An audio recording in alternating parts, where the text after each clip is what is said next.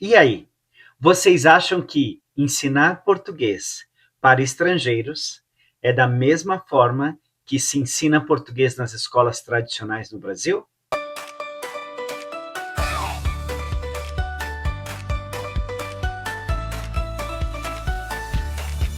Coruja Academy. Bem-vindo ao Momento Português Coruja Academy. Aqui é o professor Marcos Barbosa.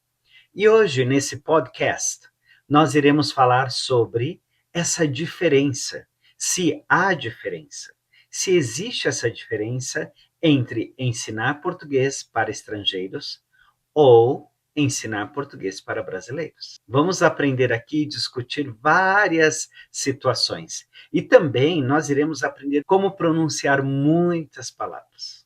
Primeiro, o interesse e a necessidade de um estrangeiro, seja ele americano, mexicano, espanhol, não importa a origem, a necessidade de um estrangeiro de aprender a língua portuguesa é totalmente diferente da necessidade de um nativo. Por exemplo, um nativo, nós não precisamos explicar para ele os detalhes, por exemplo, a diferença do masculino para o feminino, porque eles aprendem naturalmente, eles aprendem ouvindo, né?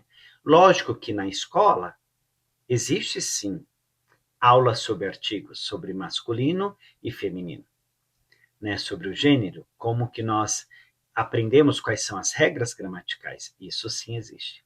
Mas, naturalmente, o brasileiro ele já sabe diferenciar isso, porque ele vai aprendendo em casa, quando ele começa a falar, ele tem já um professor, né, automático, que são os pais, os irmãos, os amigos. Então, quando ele chega na questão da alfabetização na escola, ele já tem uma bagagem enorme pela vivência na língua. É a mesma coisa aqui em inglês. Quando o aluno chega na first grade ou na primeira série, ele já tem uma bagagem de inglês muito grande, onde os professores irão relembrar algumas regras gramaticais, mas eles não precisam ficar horas e horas e diversas aulas ensinando alguns detalhes da língua. O que nós vamos trabalhar hoje é justamente isso, essas diferenças. Por exemplo, eu sou professor de português para estrangeiros. Eu não sou professor de português para brasileiros na escola tradicional, lá no Brasil. Aqui na Coruja Academy, desde 2011, eu tenho ensinado português para estrangeiros de diferentes países, diferentes estados dentro dos Estados Unidos. E a necessidade, primeiro, são necessidades básicas. Como que começa essa aprendizagem? Onde nós começamos? Primeira aula, normalmente, a gente vai revisar o alfabeto. Sim, A, B, C, D. E a gente começa a construir um trabalho brilhante com a fonética. Por quê? Porque a nossa língua, ela é um músculo. Então, as pessoas, se elas não exercitam aquele músculo, é difícil pronunciar certas palavras. Então, nós começamos com o alfabeto. Depois, nós começamos a inserir alguns vocabulários. Então, palavras que começam com a letra A. Amor, amizade.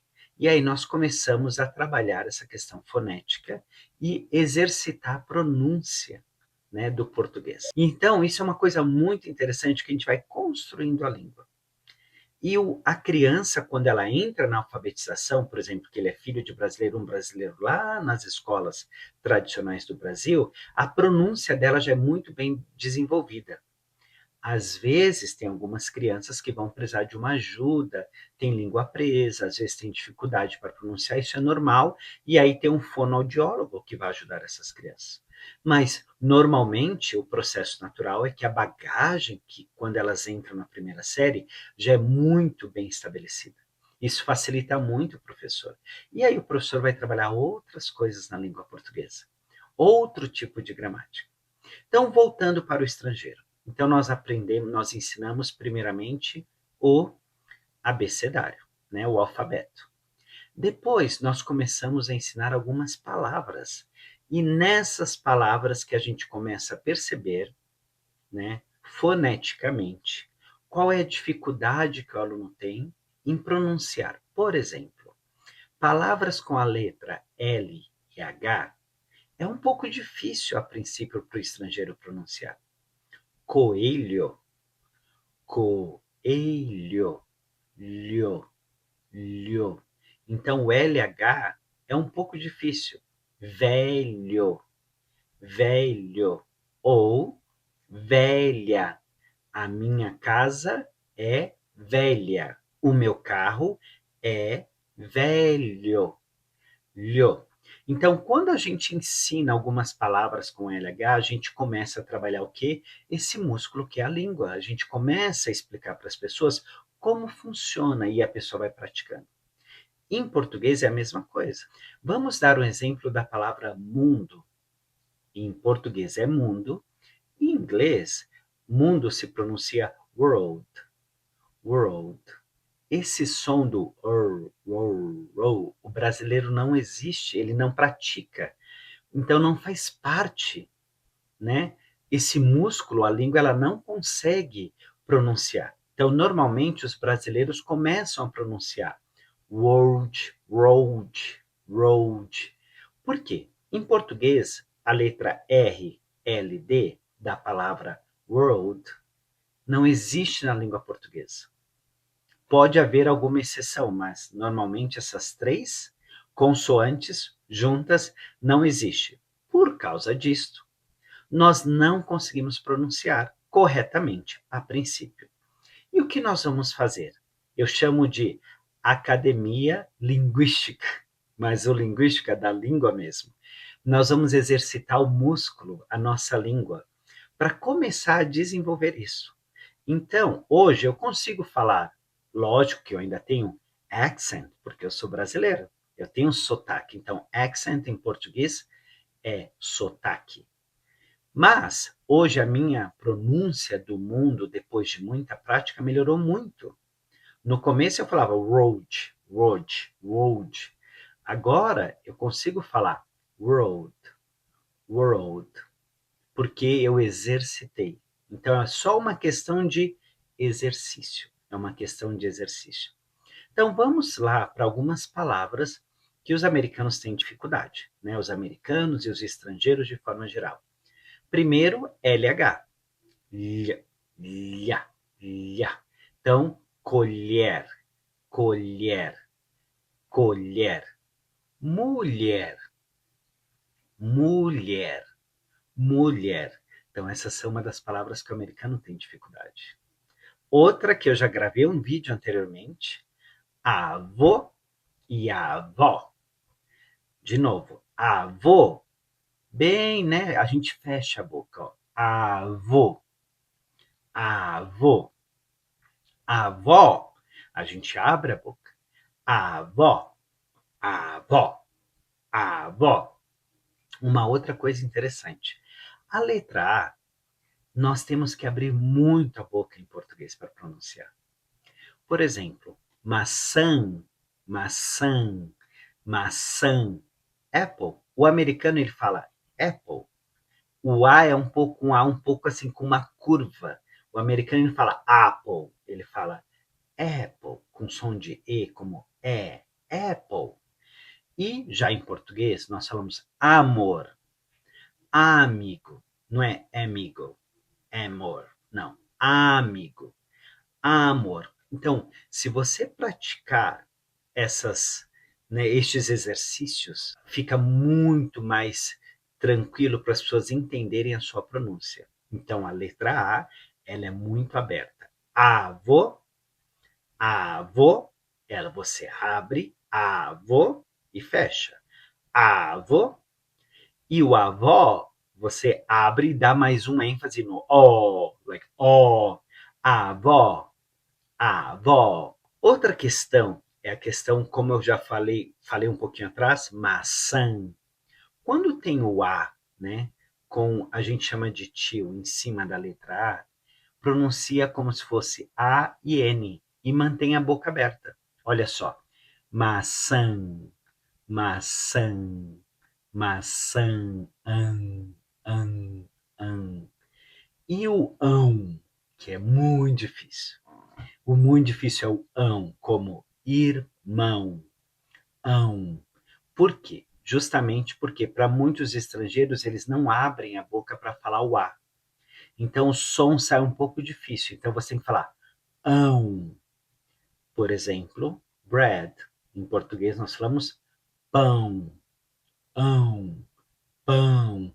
E aí eu estou colocando, se você perceber, é uma questão nasal. Eu estou colocando muita força, ênfase, né, na questão nasal. Olha só, o som sai mais ou menos daqui, ó. Pão, como um pouco fonho, sabe? Você fala pão, mão, por exemplo, hand, nós falamos mão, mão. Brother, nós falamos irmão, irmão, irmão. Então, quando o aluno ele está aprendendo português como estrangeiro, como língua estrangeira, nós temos que usar mais tempo com o aluno na pronúncia dessas palavras. Porque, como eu disse no início, essa é uma questão do exercício tanto nasal quanto do nosso músculo, que é a nossa língua. Então as pessoas elas vão aprendendo. Então, no começo, nós usamos muito tempo com pronúncia, com repetição, porque a fonética é interessante. E aí, ao longo da aprendizagem, nós vamos inserindo mais palavras. Pouco a pouco. Já no Brasil, nas escolas tradicionais, a professora ela não fica explicando muito tempo a avô, a avó. Por quê? Porque a criança, ela desde os 2 anos de idade, ela já está aprendendo avô e avó. Desde os 2 anos. Então ela já está lá aprendendo avô, avó, avô, avó. Quando ela tem 7 anos, por 5 anos ela fala vovô, vovó, vovô, vovó, vovô, vovó. Ela, irmão, irmã, irmão, irmã, irmão, irmã. Então ela já chega na escola com isso. Esses são um dos pontos que é bem diferenciado. E também curiosidades gramaticais. Quando o aluno ele está numa classe avançada de português ou business português class, por exemplo, ele já tem uma base, uma estrutura de português muito boa, já se comunica tranquilamente, conhece os tempos verbais, presente, passado e futuro, né, o futuro do pretérito ou subjuntivo, aí ele entra numa questão gramatical mais avançada. Aí ele começa a rever algumas coisas que é ensinado na gramática lá nas escolas tradicionais do Brasil, porque ele já chegou no nível elevado da língua portuguesa. Mas a grande massa, o grande número de alunos, eles estão aprendendo pronúncia, comunicação formal e informal, comunicação do dia a dia, e também está aprendendo sobre gênero, masculino, feminino e criar sentenças, fazer perguntas, responder. Depois ele começa a aprender algumas abreviações, algumas gírias, então nós vamos construindo. Sempre quando o aluno começa, às vezes ele tem uma pergunta, ele fala assim, professor Marcos, eu tenho uma pergunta para você. Quanto tempo eu vou ficar fluente na língua portuguesa? Você acha quanto tempo? São meses, anos? A maioria de professores experientes, aqueles que sabem ensinar português como língua estrangeira ou qualquer língua como língua estrangeira, nós sempre vamos falar depende. Por quê? Porque depende muito mais do aluno do que muitas vezes do professor. Porque quando nós trabalhamos, por exemplo, hoje nós vamos trabalhar o verbo ser e o verbo estar. O verbo ser é para situações a longo prazo ou uma situação permanente. Por exemplo, eu sou brasileiro, eu não posso mudar, é permanente. Ah, eu estou, né, morando aqui nos Estados Unidos. Isso é temporário, é o verbo estar, porque eu posso mudar, né? Agora, eu sou alto, né? Eu não posso mudar, então isso é uma questão permanente. Agora, eu sou casado, por exemplo, é uma questão permanente, lógico que pode haver um divórcio, mas a intenção é a longo prazo. Se é uma intenção de longo prazo ou permanente, nós usamos o verbo ser. E tem a questão do verbo estar, que já é uma questão temporária. Então, vamos supor que eu estou ensinando o verbo ser. Eu expliquei, o aluno praticou comigo, ele entendeu que é uma questão permanente. Quando nós terminamos a aula, o aluno simplesmente deleta a língua portuguesa e começa a falar inglês. Ele vai trabalhar, é normal, ele mora aqui, ele vai trabalhar falando inglês. Os filhos não falam português, às vezes a esposa não fala português, então ele não tem como praticar isso em casa. E aí ele não tem esse contato, o único contato que ele tem com a língua portuguesa é com o professor. E às vezes, por causa do schedule dele, né, da agenda do aluno, ele é muito ocupado, ele consegue ter uma aula por semana apenas, ou duas aulas. Então, duas aulas por semana, e se depois você desligar a língua portuguesa, se torna mais longo esse processo de aprendizagem. Mas eu tenho alunos que têm duas aulas por semana, trabalham em universidades, empresas, normalmente falando inglês, que é a língua nativa deles, mas chega à noite em casa, eles começam a praticar tudo o que nós falamos na aula. E na próxima aula, ele vem com uma bagagem muito grande, com dúvidas e perguntas sobre o verbo ser, porque ele andou a segunda milha. Ele foi muito mais. E aí também a gente passa algumas músicas que você pode ouvir com a conjugação do verbo ser. E também nós lemos um texto que também existe a conjugação do verbo ser. Então, se o aluno pegar o texto, fazer círculo nessas conjugações, ouvir músicas, tentar falar com algum amigo, tentar praticar por ele mesmo, depois ele volta para a aula com uma bagagem muito maior. E aí nós começamos a adicionar mais informações. Então, ele começa a crescer com uma estrutura muito grande. Então, isso é uma coisa interessante. Quanto mais contato você tem com a língua, melhor vai ser a sua aprendizagem. E também, quanto mais você se aplicar buscando, lendo, assistindo séries no Netflix. Uma boa dica, pega uma série, por exemplo, eu já assisti Friends. Assiste agora em português. Tenta assistir em português, porque se você já conhece a história, é muito mais fácil. Então, essas são algumas dicas que nós temos na nossa escola para poder ajudar os alunos a ficarem mais engajados com a língua, mesmo que estes alunos não tenham essa disponibilidade, né? Porque às vezes eles trabalham muito, têm uma vida muito corrida, não conhecem, não têm contato com a comunidade brasileira. Agora, aqueles que têm contato ou são casados com brasileiros ou brasileiras, né? Ou vivem numa comunidade brasileira, é mais fácil também para ele praticar. Então, há possibilidade de acelerar o processo? Sim, há. Depende muito do aluno, lógico, também de um bom professor capacitado para ensinar língua estrangeira. Isso é muito importante. O professor que você busca, ele tem que ser um profissional que sabe ensinar português como língua estrangeira. Né? Então, isso é uma coisa fundamental. Qual é a grande diferença, então, entre essa questão e a questão das escolas tradicionais no Brasil? Primeiro, o aluno que vai para a escola tradicional, ele vai ouvir português, todos os amigos dele são brasileiros, ele está ouvindo português o tempo todo, ele acorda, dorme, estuda, trabalha ouvindo português.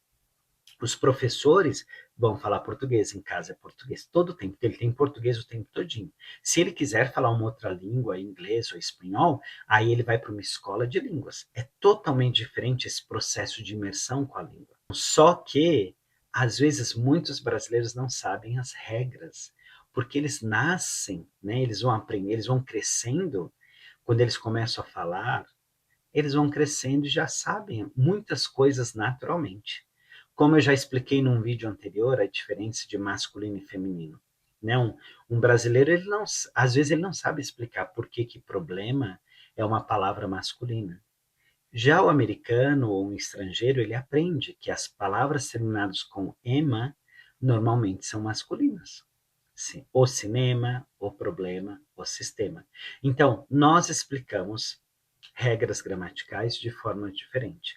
Ou, no Brasil, se explica mais superficialmente essa questão do gênero pela bagagem que a pessoa tem, né? A bagagem que ela tem na língua e na vivência.